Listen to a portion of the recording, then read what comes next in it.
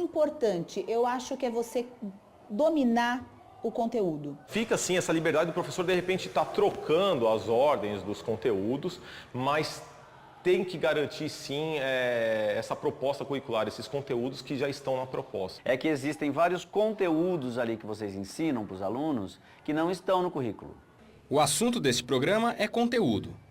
Então olha só, imaginem vocês, estamos aqui na oitava C.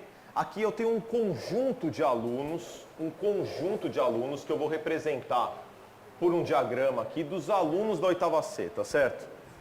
Uma incursão na aula de 3 professores pode ajudar a identificar momentos em que eles estão abordando tipos diferentes de conteúdo. Se eu pegar alunos lá da oitava D, eu não vou ter um conjunto de alunos da oitava D? Na Escola Estadual Romeu de Moraes, André é professor de matemática do 9º ano. E a matéria do hoje, o conteúdo vai ser relações entre conjuntos, que era o que estava previsto para ontem, né? Porém não deu tempo, não consegui começar a falar desse assunto. Então vai ter um momento de teoria, vai ter um momento que eu vou querer saber parte da simbologia de matemática, o que vocês conhecem com alguns símbolos que eu vou colocar aqui na lousa. Esse símbolo aqui, o que significa esse símbolo aqui, ó? Interseção vai ser outro, tá? Interseção vai ser outro. Esse aqui alguém tem conhecimento? Não? O conteúdo, seguindo a proposta curricular do Estado, a partir de conjuntos e números, né? Então esse é o conteúdo. Tereza é professora de português da mesma classe. O assunto aqui é tempo psicológico. O tempo psicológico é aquele que é livre. Ele está na cabeça do narrador. Não é marcado por relógio nem por cronômetro. O narrador e as personagens dentro da narração podem transitar entre passado, futuro, presente. Não é uma estrutura rígida. Hoje era aula de redação, então eu estou dando a estrutura do texto narrativo para depois entrar com a criação deles, criando textos que eu vou avaliar, vou corrigir, a gente vai ler em voz alta. Denise você já conhece do programa anterior sobre planejamento de aula. Ela é professora de ciências, só que do 6º ano. Hoje nós iremos fazer uma atividade diferente. Nós iremos fazer um trabalho, uma experiência a campo. Quais foram os seres vivos mencionados no texto acima? Você tem que introduzir todo esse tipo de conteúdo aos poucos, para que eles, no decorrer das aulas, eles comecem a assimilar. A relação entre conjuntos de André, o tempo psicológico de Tereza e os seres vivos de Denise são conteúdos que o educador César Coll chama de conteúdos conceituais, quer dizer, relacionados a conceitos e assuntos que fazem parte da grade curricular básica. César Coll é professor de Psicologia Evolutiva e da Educação da Universidade de Barcelona e foi consultor do MEC, o Ministério da Educação, na elaboração dos parâmetros curriculares nacionais do Brasil. Em uma entrevista exclusiva à Univesp TV, o professor Coll explicou a diferença e questionou a importância que se dá a cada tipo de conteúdo. Se han considerado contenidos, sobre todo, todo lo que tiene que ver con conocimientos relativos a hechos y con conocimientos relativos a conceptos y, en el mejor de los casos, con conocimientos relativos a sistemas teóricos o explicaciones, es decir, todo lo relacionado con contenidos factuales y conceptuales.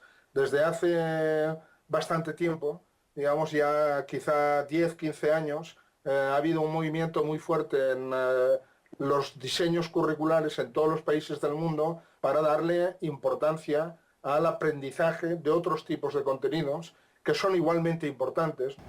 Mas eu tento sempre fazer o conteúdo interrelacionado com o dia a dia e, como você falou, sem perceber, premiando as habilidades e as competências. Eu não sabia que fazer isso. A gravação das aulas gerou discussão na reunião entre André, Tereza e Denise e os coordenadores pedagógicos Arnaldo e Francisco.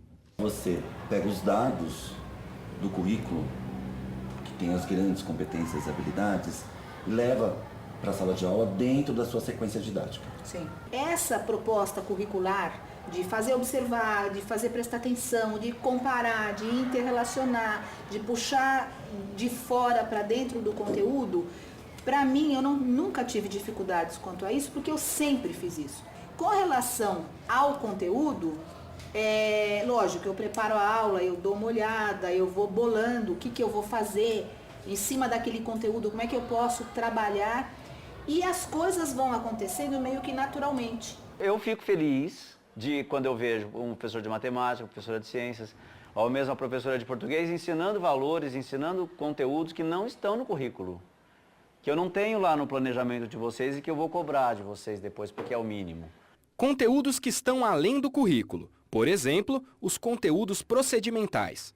Que es lo que se ha venido en denominar contenidos procedimentales, es decir, todo aquello que se refiere no tanto a saber cosas como a saber hacer cosas y que está vinculado desde un punto de vista más psicológico con lo que los psicólogos llamamos estrategias, habilidades cognitivas de alto nivel, en fin, y estrategias en general. Quantas lâmpadas, né, foram instaladas no cruzamento, tá? Como é que vocês fizeram esse problema? Pode falar.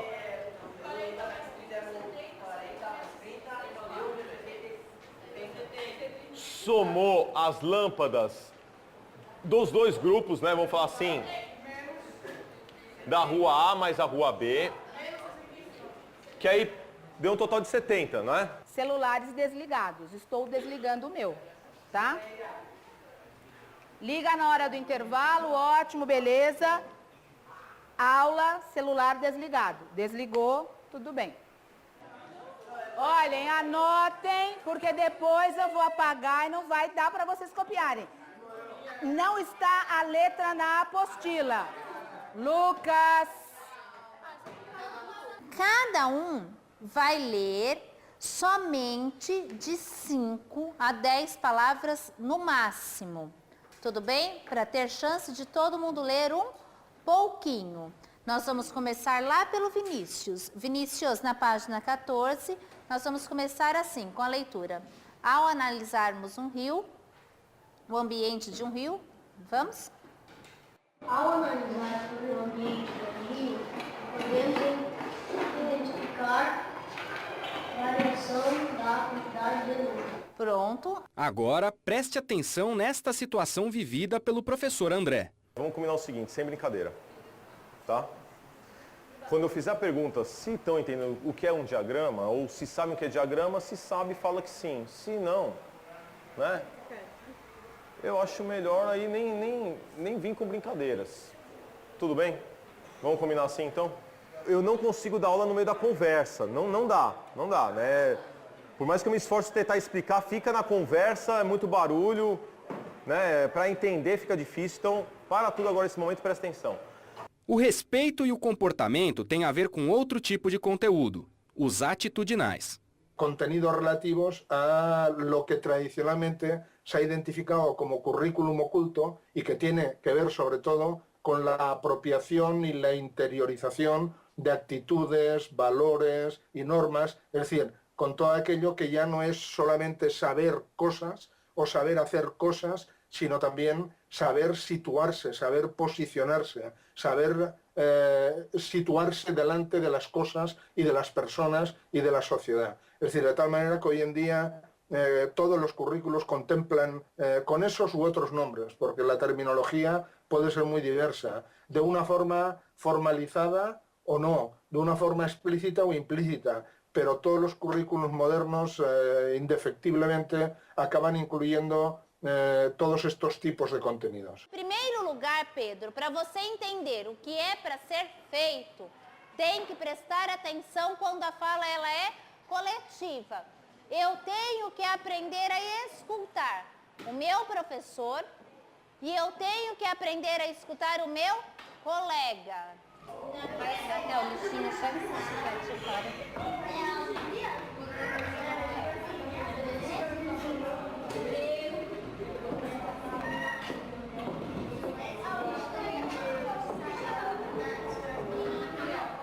Pessoal, olha, do coisas. Em primeiro lugar, a questão da higiene. Quando, prestando atenção, Gabriel, quando a Amanda chegou aqui, a primeira coisa que ela falou, professora, eu posso lavar as mãos? Porque mexeu com terra. Lavar as mãos é algo importante para ensinar na aula da professora Denise. Em outra, pode não ser. A decisão do peso que se dá a cada tipo de conteúdo, segundo o professor Coll, é baseada em 3 fatores. El peso relativo de uno u otro de estos aspectos en un proceso de aprendizaje depende de muchos factores. Depende, por ejemplo, del contenido de la materia que se está aprendiendo o de la tarea. Hay materias que son mucho más procedimentales, digamos, y hay materias que tienen un peso mucho más fuerte de los contenidos conceptuales y otras que tienen un peso mucho más fuerte de los contenidos factuales y otras que tienen un peso mucho más fuerte de los contenidos actitudinales. Por lo tanto, un primer factor importante son, digamos, la materia. Otro factor, digamos, es el nivel educativo en el que nos situemos. Es evidente, digamos, que en una licenciatura universitaria en matemáticas o un doctorado en matemáticas, los contenidos procedimentales continúan siendo importantes, pero los contenidos conceptuales y teóricos lo son también muchísimo. Y aún yo diría, un tercer factor importante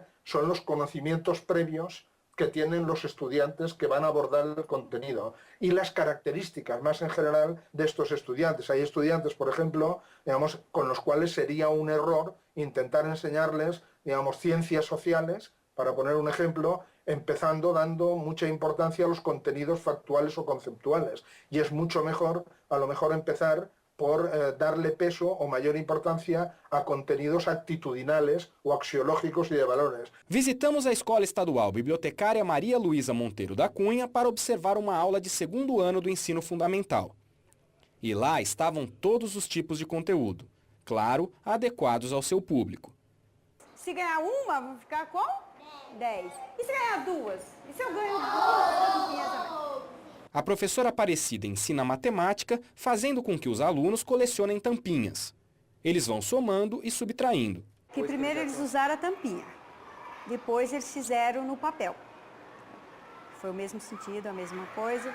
Até eu dei o nome de tampinhas mesmo, que sempre eu dou um nome, é uma coleção. Sempre é uma coleção para eles já registrar no papel em forma de situação de problema. Já conferiu? Ajuda ele a contar. Contou, Nathalie? Certo? Sem gritar. Pronto? Posso entregar as tampinhas? Guardando no saquinho. Esperando. Marcos, sentado. Marcos, você vai derrubar a tampinha, depois, se perder, não vai dar certo a sua coleção.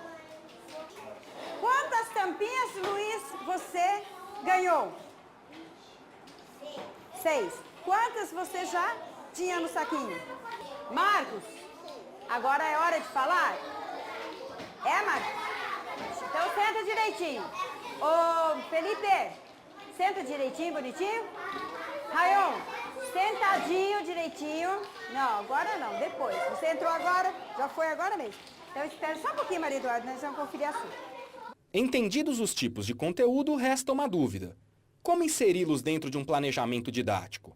La estrategia, digamos, más adecuada, que no garantiza, digamos, el éxito, pero que abre posibilidades a tener éxito, es plantear unas actividades en el aula, plantear unas actividades que realmente permitan y puedan ser abordadas por alumnos con diferentes tipos y niveles de conocimientos previos. Es decir, la clave de la enseñanza no está en las características del alumno. La clave de la enseñanza está en el diseño de actividades que permitan participación de los estudiantes en las actividades desde niveles de conocimiento inicial y desde actitudes y motivaciones muy diferentes. Y la clave, a mi juicio, está justamente en no partir de los contenidos, sino en llegar a los contenidos. Digamos, esta es una pregunta que además se puede poner en relación directamente con lo que hoy en día se conoce con la expresión de programar por competencias o planificar por competencias. Cuando uno, digamos, planifica por competencias o programa por competencias, el punto de partida nunca son los contenidos. ¿En qué tipo de actividades queremos que nuestros estudiantes,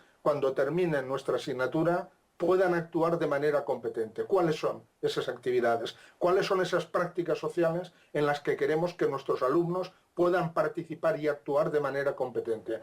Identifiquemos esas prácticas, y cuando identifiquemos esas prácticas, entonces la pregunta siguiente es ¿y qué conocimientos, qué diferentes tipos de conocimientos hay que tener para poder actuar y participar de manera competente en esas prácticas? Y cuando respondemos a esa pregunta es cuando llegamos a los contenidos. Pero fíjate que entonces el punto de partida no son los contenidos. E eu tô vendo, ó, incrível, mas olhando a sala, é uma coisa que me dá felicidade de ver que todos estão participando, ó.